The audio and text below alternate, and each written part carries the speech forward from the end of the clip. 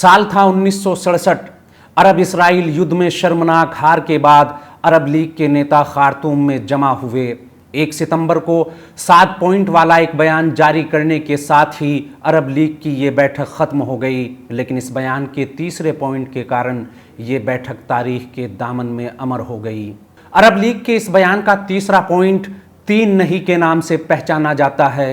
इस बंद में अरब शासकों ने अहद किया कि वो इसराइल के हमले के बाद से ही ज़ायोनी कब्ज़े में गई ज़मीनों से इसराइली सेना की वापसी के लिए इंटरनेशनल लेवल पर अपनी डिप्लोमेटिक कोशिशों को और तेज़ कर देंगे और ज़ायोनी सेना की वापसी और फ़िलिस्तीनी लोगों के अधिकारों की हिफाजत के लिए मिलकर काम करते रहेंगे। अरब देश ये काम अपने 3 अहम सिद्धांतों पर अटल रहते हुए करेंगे और वो 3 उसूल हैं: इसराइल को मान्यता नहीं, इसराइल से कोई शांति समझौता नहीं और इसराइल से कोई वार्ता नहीं। इस बंद में 3 अहम कस्में थीं, जिसके बाद ये बयान 3 नहीं के नाम से मशहूर हुआ। विलायत न्यूज़ में आपका स्वागत है। सूडान संकट पर अपनी खास रिपोर्ट के साथ हम आपकी खिदमत में हाजिर हैं। सूडान संकट का असली बाजीगर कौन? 3 इनकार जिनकी कीमत चुका रहा है सूडान। 1967 से अब तक सूडान में बहुत कुछ हो चुका, बहुत कुछ बदला। सूडान ने बहुत से संकटों का सामना भी किया, जिनमें लगभग 15 फौजी बगावतें भी शामिल हैं। 2021 में जब जनरल अब्दुल फत्ताह बुरहान ने फौजी बगावत करते हुए राष्ट्रपति उमर बशीर का तख्ता पलटा, तब सूडान में इसराइल का एक हाई लेवल डेलीगेशन मौजूद था। तल अवीव से आने वाले ज़ायोनी मेहमानों के साथ मुलाकात करते हुए बागियों ने उस रास्ते पर आगे बढ़ने का यकीन दिलाया जो सूडान और इसराइल को एक मंजिल तक ले जाता हो। तल अवीव के इस डेलीगेशन की कमान एली कोहेन के हाथ में थी। उन्होंने तल अवीव पलटकर एक विजेता के रूप में अरब जगत के 3 इनकार को 3 इकरार में बदलने की बात करते हुए कहा कि हम सूडान के साथ एक तारीख रकम करने जा रहे हैं जहां अरब जगत के 3 इनकार 3 इकरार में बदल चुके हैं। इसराइल और सूडान के बीच बातचीत और मुलाकात को हाँ, इसराइल को एक अलग देश के रूप में मान्यता देने को हाँ, दोनों सरकारों के बीच वार्ता और सुलह समझौते को हाँ। सूडान के बागी फौजी जनरलों और इसराइल के बीच राब्ते बढ़ते रहे और आखिरी मुलाकात फरवरी 2022 में हुई, जब एली कोहेन इसराइल के विदेश मंत्री के रूप में सूडान गए और जनरल बुरहान और उनके विदेश मंत्री से बात की।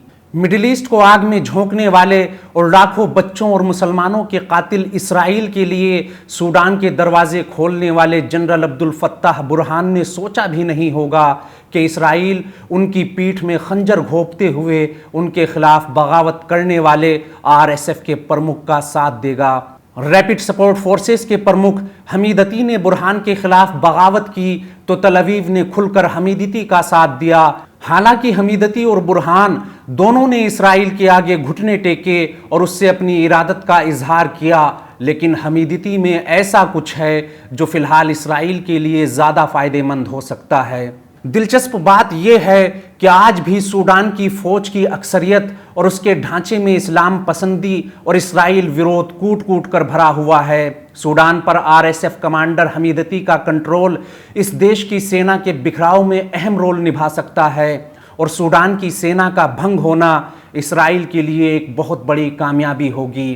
एक दूसरी बात वो ये कि हमीदती ने दिखा दिया कि वो इसराइल के हितों को ध्यान में रखते हुए बुरहान से ज़्यादा हिम्मत दिखाते हुए कोई भी कदम उठा सकते हैं। उनकी कमान में आने वाली फोर्सेस सूडान सेना के मुकाबले इसराइल की खिदमत करते हुए इलाके और उसके बाहर भी कहीं बेहतर किरदार निभा सकती है। सूडान की हालिया जंग में हमीदती की जीत एक बार फिर सूडान के 2 टुकड़े करने में मददगार होगी और इसराइल दक्षिणी सूडान में पहले भी ये काम करते हुए इस देश के एक बड़े हिस्से को सूडान से अलग कर चुका है। मीडिया रिपोर्ट्स के मुताबिक इसराइल की कुख्यात खुफिया एजेंसी मोसाद हमीदती से लगातार राब्ते में है और इन दोनों के बीच राब्ते की सबसे मजबूत कड़ी बना हुआ है संयुक्त अरब अमीरात, जिससे इसराइल और सूडान के रिश्ते सामान्य करने का वादा करने वाले जनरल अब्दुल फत्ताह बुरहान बेहद गुस्से में हैं। सूडान के हालात पहले से कहीं ज़्यादा ख़राब हैं। सूरत हाल बहुत पेचीदा है।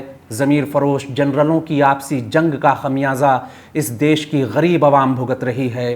कहानी का एक दिलचस्प और शर्मनाक पहलू तो ये है कि इसराइल ने अपने हालिया बयान में साफ साफ कहा कि हम दोनों जनरलों के दरमियान मीडिएटर का किरदार निभाने के लिए तैयार हैं। सूडान संकट का ऊंट किसी भी करवट बैठे, लेकिन एक बात तो तय है कि general Abdul Fattah al Burhan को दूध से मक्खी की तरह निकालकर फेंकने वाला इसराइल अपना काम निकलने के बाद हमीदती को भी तारीख के कूड़ेदान में फेंक देगा।